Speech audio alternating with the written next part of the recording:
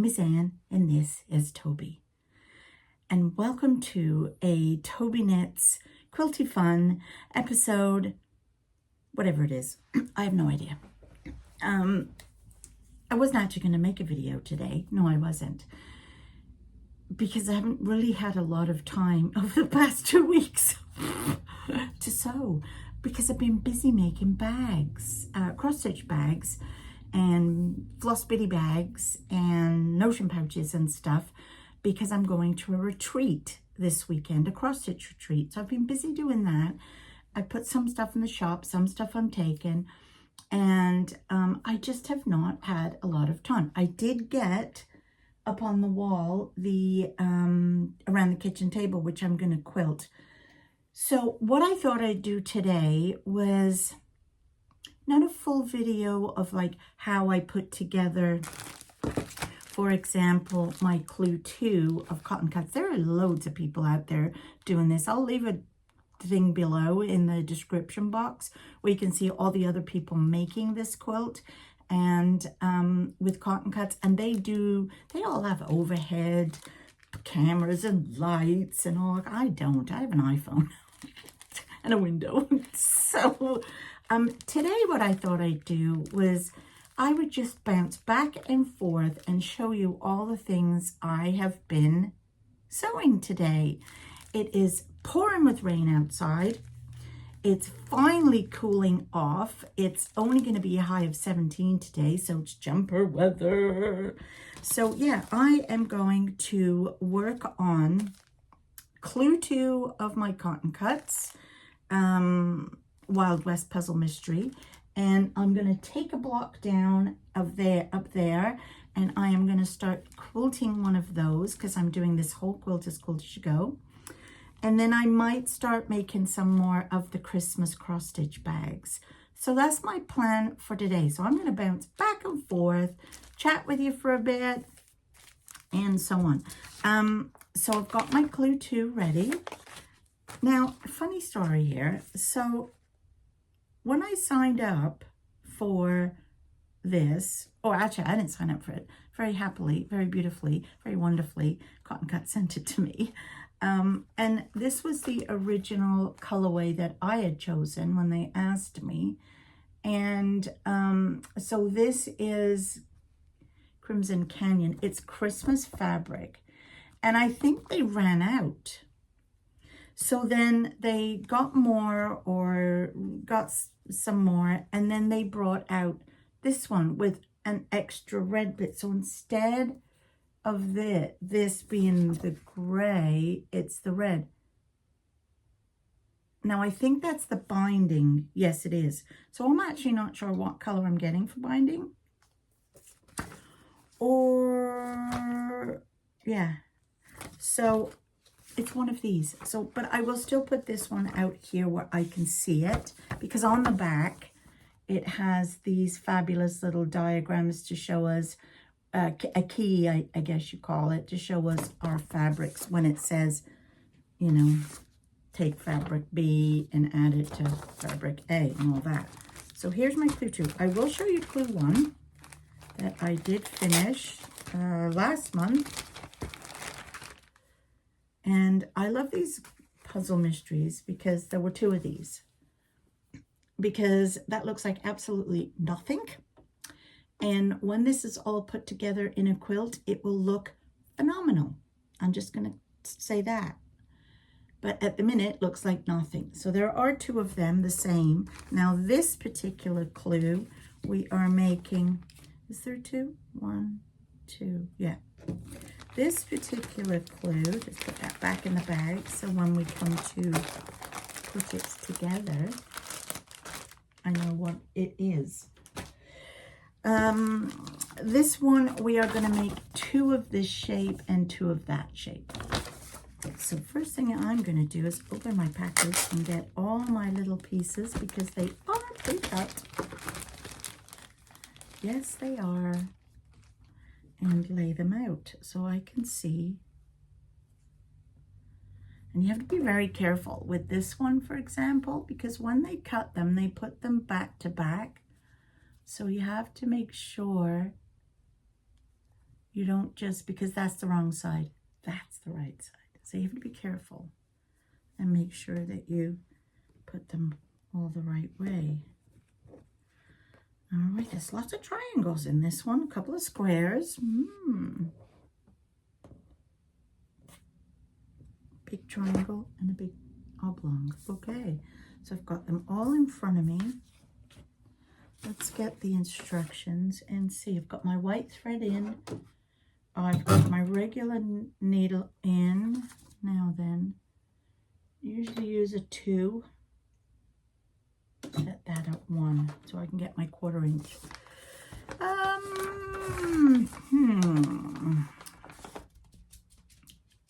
Usually I'm lazy and I lay it all out the way it's supposed to be, then just pick it up and sew it. That's usually how I do it. I find it easier that way than going through and doing it step by step. I mean, when you've been doing these long enough, you kind of know what you're doing. I think I might do that for one of them.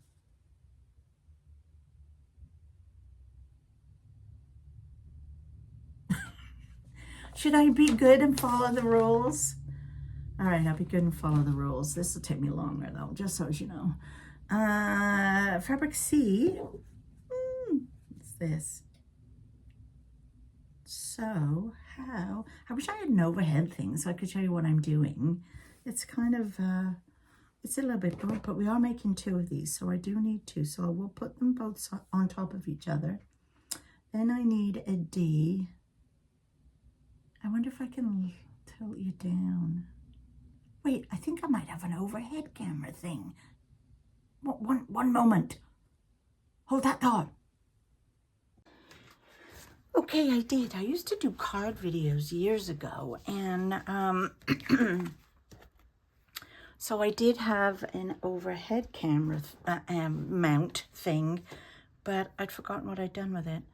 So anyway, let's carry on. D, D, D, D, D, D. Oh, is this one? So again, I have to be careful. Oh, see, yeah. D is good. This is literally like doing a little jigsaw puzzle. It's fun.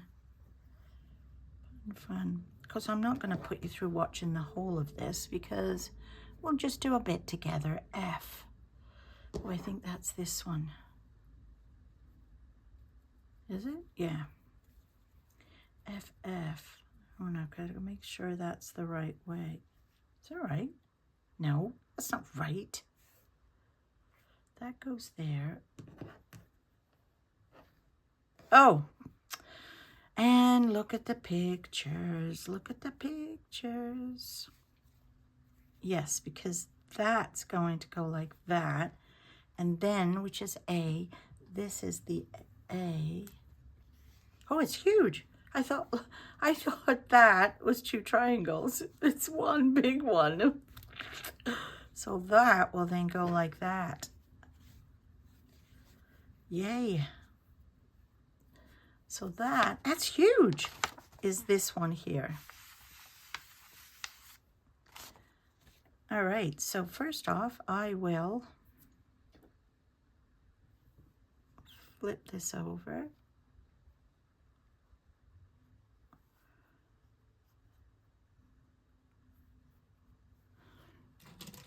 And pin. There's one, and the same with that one.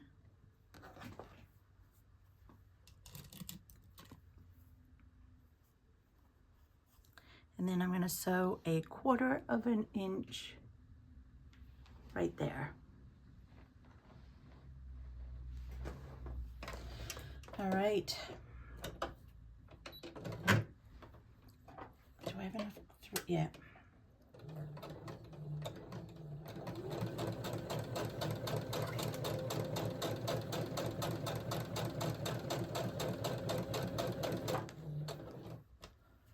I know you can't see this part, but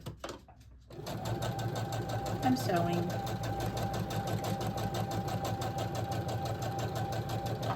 And then I shall take it and press my seam towards the middle of the big square.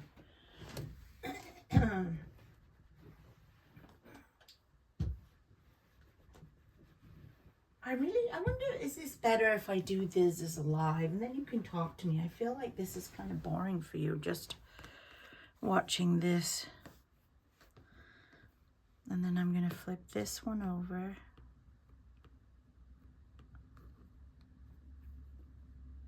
Like that. I mean, tons of people do these videos. One. It's a great thing to do on a rainy, horrible day. I should have some music going. YouTube would get mad at me though.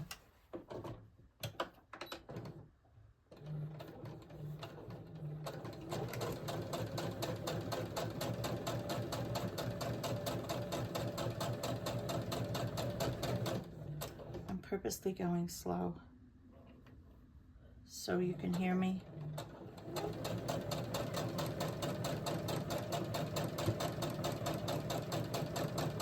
Make sure my lines are straight.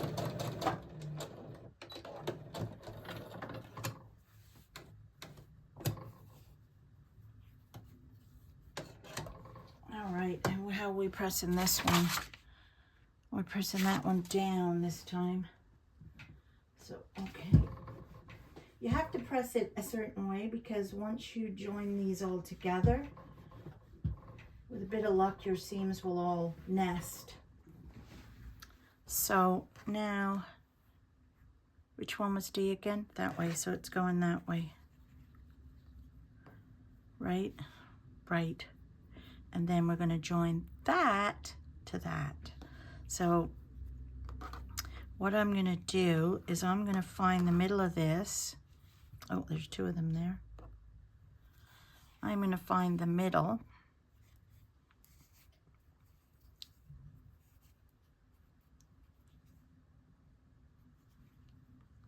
Which is the crease there. And then I'm going to make sure this lines up with my crease so that they should all meet in all the right places.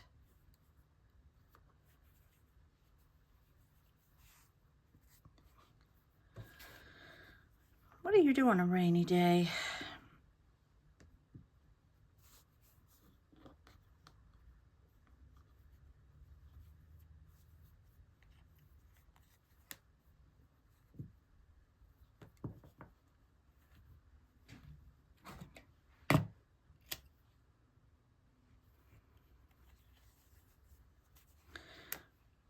Okay, well, I'm going to keep doing this, and I'm going to check back with you later so you can see my progress. First block done! Yay! So there's two of them, and I followed all the instructions in order to do them. But then this is how I cheat for the second one. I look at how it's laid out.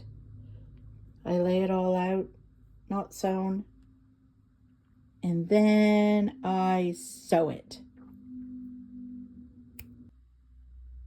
Finished. I love this fabric. Look at that fabric. I love it.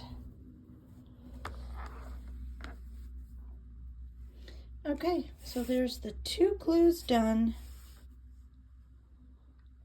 for clue 2.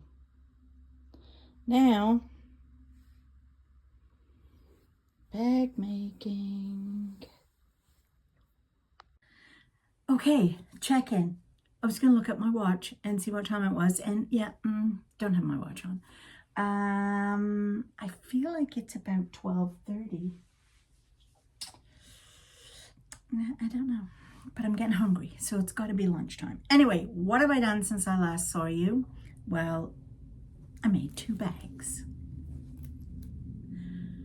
Oh, are they not the cutest? Look at those little robins. They totally remind me of the Bothy threads, little animals. Anyway, so I made 2 of them, cross-stitch bags, and inside, I already have one of these myself, so these 2 are for the shop, is really pretty fabric. So I made them, and I have taken off the wall the first block. Oh, excuse me. And I have pinned it because I can't find my spray.